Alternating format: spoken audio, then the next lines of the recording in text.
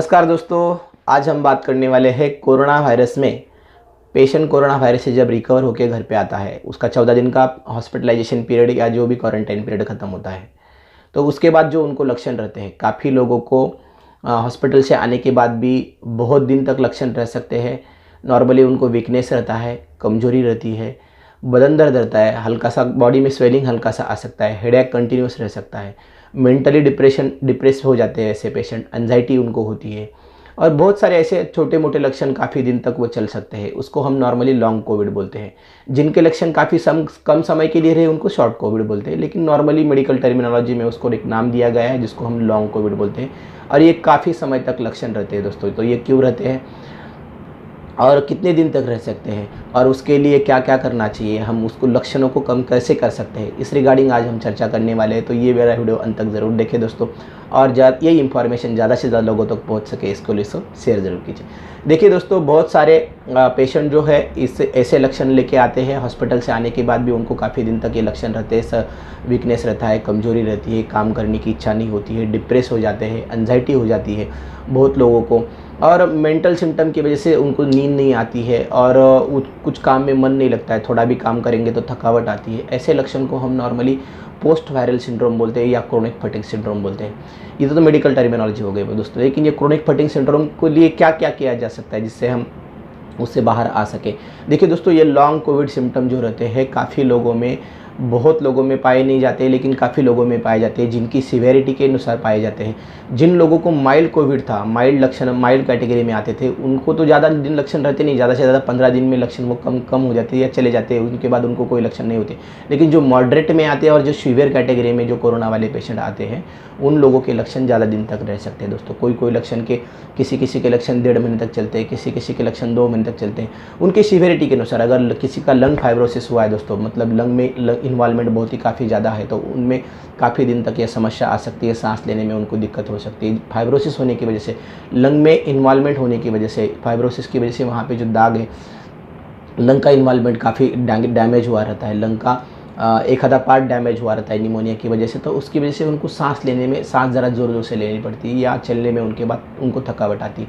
ये सारे जो लक्षण है दोस्तों, काफ़ी समय लग सकता है इसके कम होने के लिए। ये सबसे मेरी बताने की आपको ये कोशिश है कि दोस्तों, कोई भी कोरोना का सिम्टम्स रहे, कोरोना का सिम्टम्स जो है वो किस कैटेगरी में आता है उसके हिसाब से उसके लक्षण ज़्यादा दिन तक रह सकते हैं दोस्तों। अगर वो आईसीयू में पेशेंट था, काफ़ी दिन तक उसको निमोनिया हुआ था, काफ़ी साइटोकाइन सिंड्रोम उसको डेवलप हुआ था, ऐसे अगर पेशेंट है तो उनको काफ़ी दिन तक, मतलब 1.5 महीना, 2 महीना, 3 महीना, 6 महीने तक भी ऐसे सिम्टम्स हल्के हल्के चल सकते हैं। किसी को हल्का सा फीवर भी आ सकता है, किसी को बॉडी पेन हो सकता है, किसी को हेडेक कंटिन्यूस रह सकता है, किसी को मेंटल ट्रॉमा की वजह से सिम्टम आ सकते हैं। ऐसे सिम्टम काफ़ी दिन तक रह सकते हैं दोस्तों। ये सबसे इंपॉर्टेंट बात है कि इसको हमें एक्सेप्ट करना पड़ेगा। एक्सेप्ट करना पड़ेगा मतलब ये है कि ये काफ़ी दिन तक लक्षण रहने वाले हैं, ये हमें स्वीकार करना पड़ेगा दोस्तों। ये जब तक हम स्वीकार नहीं करेंगे तब तक हम उससे लड़ नहीं पाएंगे दोस्तों। ये सबसे मेंटली अगर आपको अच्छा होना है, मेंटली अगर आपको स्ट्रांग बनना है, तो ये आपको स्वीकार करना पड़ेगा कि ये काफ़ी दिन तक लक्षण समय तक चलने वाले हैं। इससे हमें बाहर निकालने के लिए हमें खुद कोशिश करनी पड़ेगी। खुद इन लक्षणों को, अगर दोस्तों आपको वीकनेस, कमजोरी और बाकी के अलग लक्षणों को अगर कम करना है, तो सबसे इंपॉर्टेंट है, सबसे पहली चीज़ है दोस्तों नींद। आपकी अच्छी नींद होनी बहुत ही ज़रूरी है। आपको अगर नींद नहीं आती है तो आप और भी डिस्टर्ब हो सकते हैं, इसलिए नींद बहुत ही ज़रूरी है। कोशिश कीजिए ज़्यादा से ज़्यादा 8 घंटा 9 घंटा सोने की कोशिश कीजिए, ताकि आपको एनर्जी फील हो सके, आप में रिहैबिलिटेशन की प्रोसेस जल्दी से जल्दी स्टार्ट हो सके। दूसरा है दोस्तों एक्सरसाइज रेगुलरली। नॉर्मल एक्सरसाइज आपको करना है घर में बैठे बैठे, जो एक्सरसाइज कर सकते हैं, क्योंकि आप में काफ़ी थकावट आई रहती है। आप heavy exercise, strong exercise, weight उठाने का एक्सरसाइज नहीं कर सकते, लेकिन प्राणायाम आप घर में बैठ के कर सकते हैं दोस्तों। प्राणायाम में आप लंबी सांस लेना, लंबी सांस छोड़ना, ये 5 मिनट 10 मिनट का एक्सरसाइज है। एक नाक से सांस लेना, दूसरे नाक से छोड़ना, एक एक्सरसाइज है दोस्तों। मैं आपको थोड़ा सा करके दिखाता हूँ दोस्तों। एक देखिए, ये 2 अंगूठे यहाँ पे रखने हैं,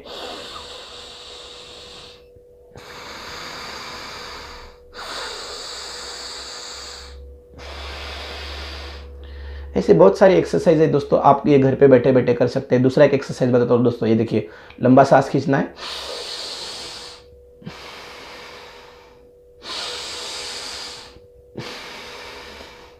और भी काफ़ी एक्सरसाइज है बैठे बैठे कि कर सकते हैं आप दोस्तों। आप यूट्यूब पे देख सकते हो, बहुत सारे लंग के लिए एक्सरसाइज आती है, 10 मिनट का ब्रेक लेके 5 मिनट का ब्रेक लेके भी हल्का हल्का एक्सरसाइज करना है, हेवी एक्सरसाइज नहीं करना है। एक्सरसाइज आप करते हैं तो शांत दिमाग रख के करना है, आँख बंद करके एक्सरसाइज करना है। और दूसरी बात है दोस्तों, मेडिटेशन करना है। मेडिटेशन इसलिए करना है कि आपका जो एंजाइटी है, घबराहट है, डिप्रेशन है, उसका उस कोविड की वजह से आपके जो मानसिक तनाव आपको आया है वो कम करने के लिए मेडिटेशन काफ़ी अच्छा काम कर सकता है दोस्तों। तो मेडिटेशन शांत बैठ के आँख बंद करके आप 10 मिनट 15 मिनट के लिए मेडिटेशन कर सकते हैं दोस्तों। इससे भी आपको काफ़ी असर अच्छा हो जाएगा दोस्तों। एक तो सबसे इंपॉर्टेंट नींद मैंने बताया आपको, एक्सरसाइज रेगुलरली करना बताया आपको, मेडिटेशन बताया दोस्तों।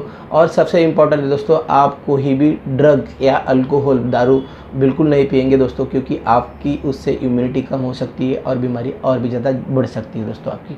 और चौथा है दोस्तों, आप अगर टीवी बार बार देख रहे हो या न्यूज़ आप बार बार देख रहे हो, स्क्रीन के सामने आप ज़्यादा बैठ रहे हो, तो उसकी वजह से आपका मेंटल स्ट्रेस और भी बढ़ सकता है। इसीलिए स्क्रीन के सामने काफ़ी कम नहीं बैठेंगे तो बहुत ही अच्छा रहेगा। आपका फैमिली टाइम जो है, आप फैमिली के साथ बिताएं अपना टाइम, और जितना हो सके उतना अपने दोस्तों से जुड़े रहे। अपने दोस्तों से सोशल मीडिया के थ्रू या बाकी मीडिया के थ्रू आप उनसे जुड़े रहे, उनसे बातचीत कीजिए, उनसे कन्वर्जेशन कीजिए, आपकी बीमारी के बारे में उनको बताएं, उनसे राह लीजिए, उनसे सलाह मसलत कीजिए। जितना इन्वॉल्वमेंट आपका फ्रेंड के साथ, दोस्तों के साथ और फैमिली के साथ होगा, उतना ही आपका दोस्तों अच्छा हो जाएगा। क्योंकि आपका जो कॉन्सेंट्रेशन ऑन डिसीज़ है, कॉन्सेंट्रेशन ऑन आपकी जो लक्षण है उसके ऊपर का जो कॉन्सेंट्रेशन है वो कम हो जाएगा, और धीरे धीरे आपकी सीवियरिटी बीमारी की भी कम हो सकती है दोस्तों। इंपॉर्टेंट बात है दोस्तों, सबसे इंपॉर्टेंट बात, क्योंकि ईटिंग आपका अगर अच्छा रहेगा, मतलब खाना आपका अगर अच्छा रहेगा, खाने में काफ़ी सारे fruits, green vegetables and green salads and fruits, ये सबसे ज़्यादा रहने चाहिए दोस्तों। बादाम, काजू, पिस्ता, ये भी आपके खाने में डेली रहना चाहिए।